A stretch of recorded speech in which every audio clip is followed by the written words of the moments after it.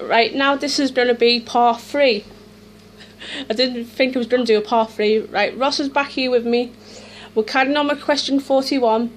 And basically I want to ask you, Ross, do you have any allergies? No, not that I know of. No, I don't have any. And something that you hate or dislike? Something that I hate or dislike, I hate ignorant people who are ignorant but like deliberately ignorant. I hate that. That's one of my hates. So yeah. That's now question. Go on, sorry. Carry on. I was just going to say that I don't hate very much. I'm quite a positive person, so I don't really hate that much. That's good. Right, we're nearly finished. We're on question 42.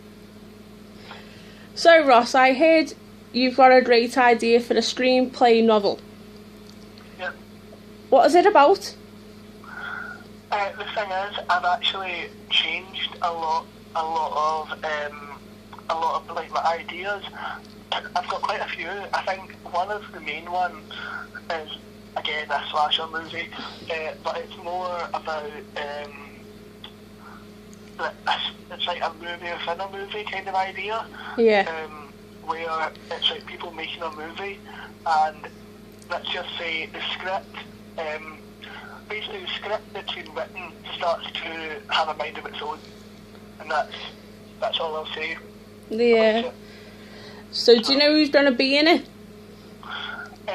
Well, my dream cast list would be Elizabeth Shue, Catherine Isabel as the two lead people in it. So, predictable. Yep, very. Yeah. So what are the planning stages and what does it consist of?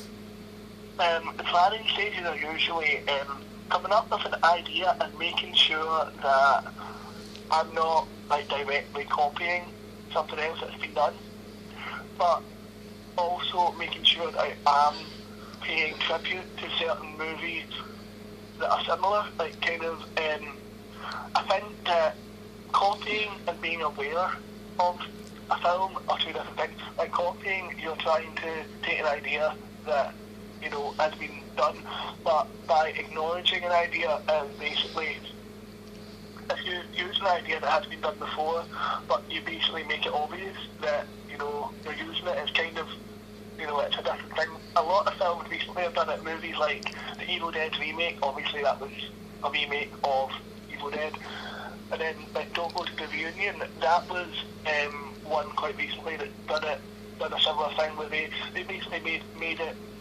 obvious that they were deliberately using other movies to, within the script, and that's kind of what I do. I make sure that I'm not copying anything in terms of copyright issues. Yeah. And then the next stage is fleshing it out. I usually tend to write them as a story first, because I feel like that helps me get it in my head more, and then I go and do the screenplay part. And the last bit was, I'm only messing with you, bud. If you want to give me a cameo, can I be in it? Of course you can. Thank you. Right, question 43. Right, we're nearly there, right? Right, I've basically picked 5 films on my little list, right? Okay. And I want to know why you like it why you like them so much. So the first one is Go. Go.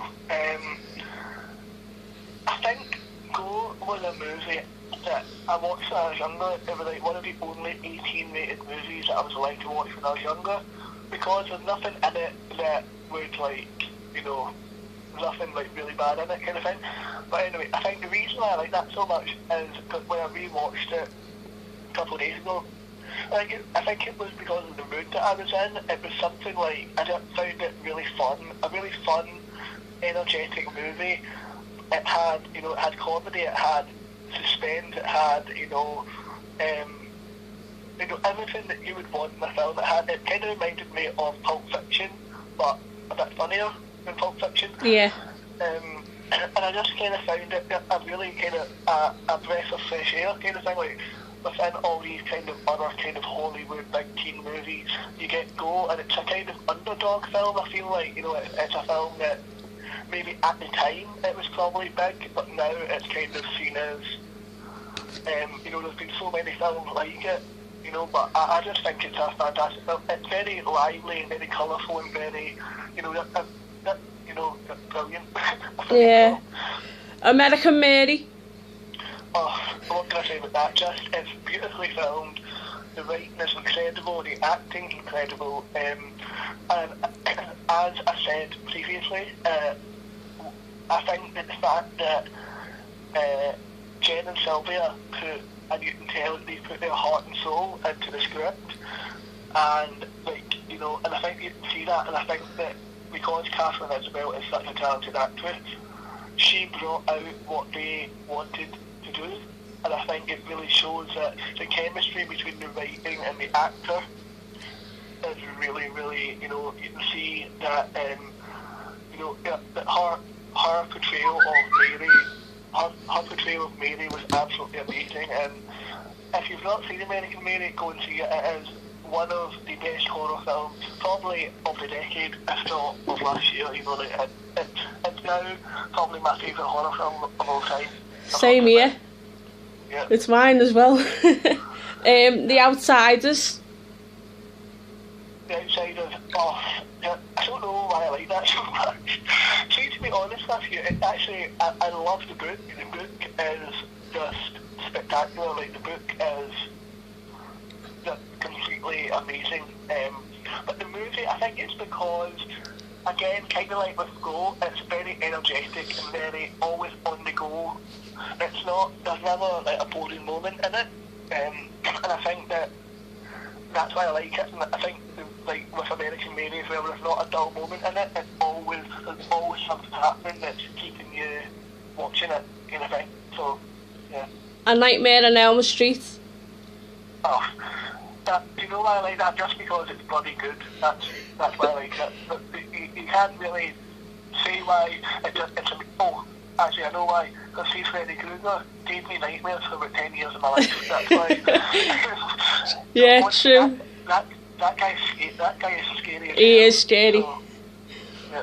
And the last one I'm going to ask you is a film with Eliza Dushku, and I hope you've seen it, which is the one I sent you, Open Graves. Open Graves. Do you know? I actually love that film. You know. It actually is quite sad. I actually own like every one of her films, and half of them, there's some that aren't actually that good, but I still own every one of her films, which is quite bad.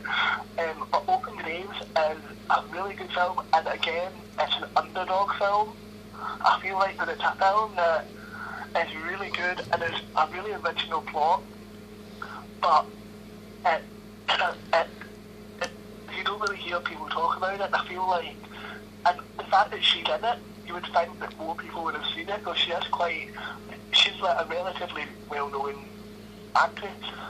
So I just think that, again, I think it's because it's a kind of underdog film. I kind of like the kind of more independent films, as you probably get, and I think that's why I like it, because of how unique and how different it is. So. Yeah. Right, next question is favourite horror movie and least favourite horror movie, and why? Favourite horror movie? Just, you know, to make it more interesting, I won't say American Mary, I'll say what my next one would be. I think my favourite horror movie is probably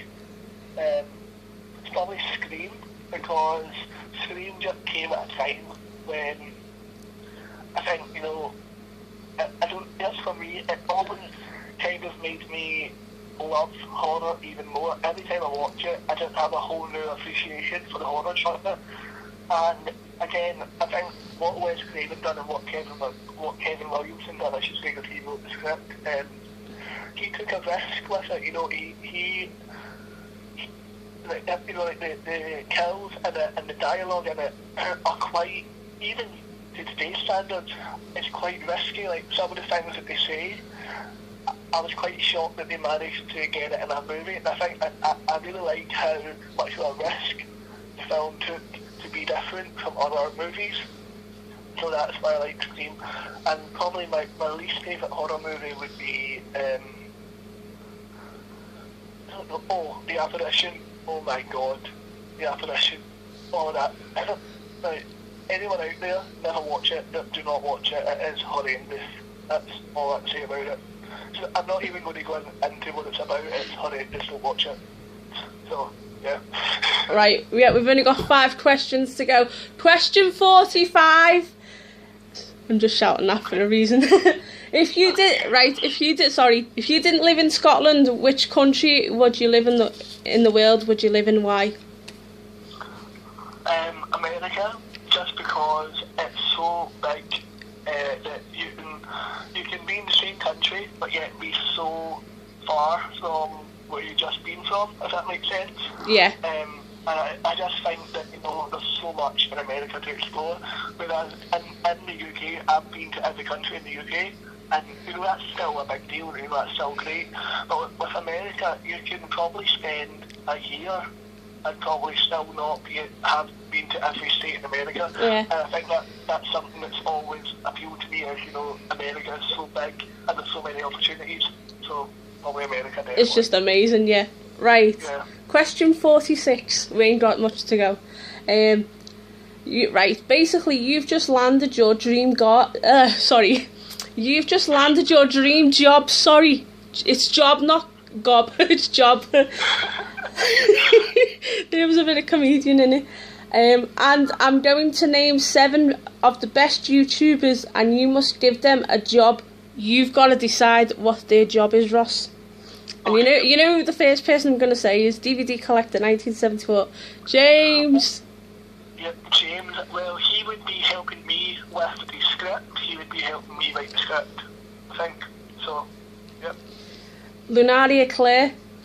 Lunaria Claire, right, we would have her promoting the movie, because we all know, she's brilliant in every way, so we would have her promoting the movie, and also I'd probably have her be one of the producers on the movie.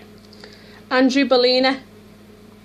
Andrew Bellina, I think that he loves horror movies, so I think that I would have him be one of the kind of,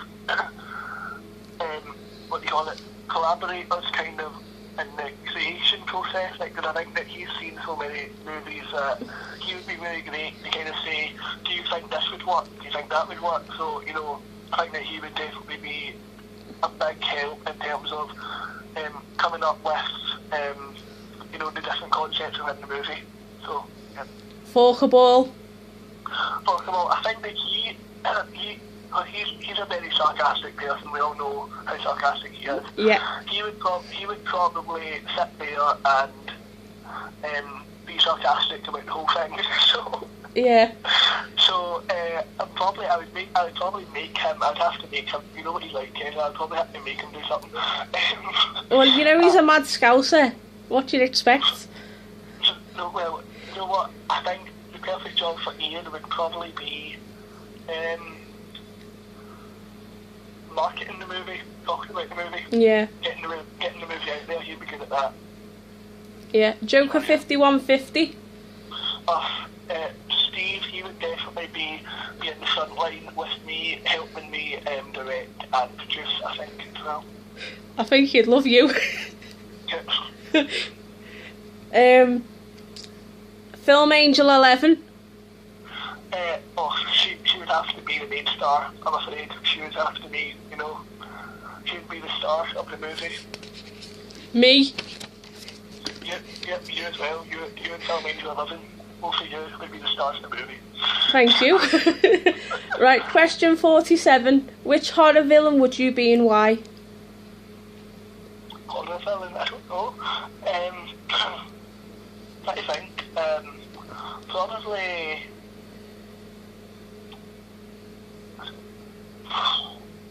Ghostface, for one reason only. He's got a cool phone voice thing. Yeah. That's the only reason. Yeah. Right, what's your favourite movie franchise of all time? Movie franchise? Either Nightmare on Elm Street or Scream. Probably Nightmare on Elm Street or Scream, I think. What's your least favourite? Least favourite is trying to think what my least favourite. I'm looking at my collection to try and see if I can least favourite, don't really know if I have a least. Oh, no. I think probably the Wrong Turn series, because I just feel like it's kind of a downhill. Yeah. You know? Right. Yeah, probably. Yeah. Probably the Wrong Turn. Sorry.